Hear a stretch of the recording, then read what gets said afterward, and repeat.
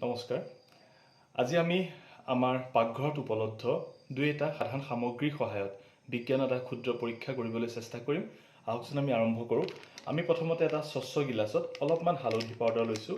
আমাৰ যিখিনি হালধি আমি ঘৰত ব্যৱহাৰ কৰোঁ, বেছি ল'ব নালাগে, গিলাছটোৰ আকাৰটো যিহেতু সৰু, অলপ হালধি পাউডাৰ লৈছোঁ, ইমানখিনি যথেষ্ট হ'ব।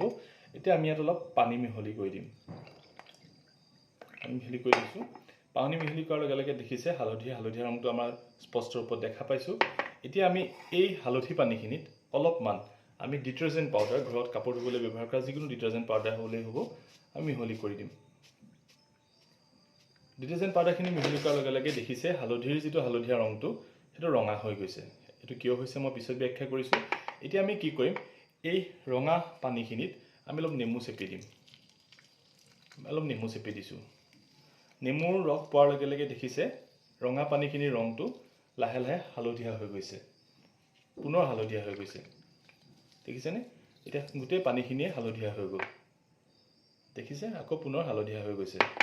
আৰু অলপ নেমুৰ ৰস চেপি দিওঁ আমি। আৰু অলপ চেপি দিছোঁ। এই দেখিছে ৰংটো পুনৰ হালধীয়া হৈ গৈছে। দেখিছে? এতিয়া পুনৰ ৰংটো হালধীয়া হৈ গ'ল। আমাৰ প্ৰথমতে প্ৰাৰম্ভিক অৱস্থাত হালধিৰ যিটো ৰং আছিল সেইটো ৰং হৈ গ'ল। কিন্তু কিয় হ'ল, আমাৰ হালধি পানীখিনি যেতিয়া আমি ডিটাৰজেণ্ট দি দিছিলোঁ, ডিটাৰজেণ্টখিনিত ক্ষাৰক আছিলে। ক্ষাৰকৰ উপস্থিতিত হালধীয়া তাৰ ৰংটো হালধীয়াৰ পৰা ৰঙালৈ পৰিৱৰ্তন কৰিলে। অৰ্থাৎ হালধিবিধ প্ৰাকৃতিক সূচক।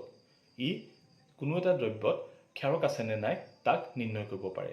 আনহাতে সেই হালধি আৰু ডিটাৰজেণ্টৰ পানীখিনিত আমি যেতিয়া পুনৰ নেমু চেপি দিছিলোঁ, নেমুত থাকে অম্ল। সেই অম্লৰ উপস্থিতিত সেই ৰঙা পানীখিনিৰ ৰংটো পুনৰ হালধীয়া হৈ গৈছিল, কাৰণ অম্লই ক্ষাৰকক প্ৰশমিত কৰিছিল, ফলত হালধীয়া তাৰ যিটো নিজস্ব ৰং সেইটো পুনৰ ঘূৰাই পাইছিল।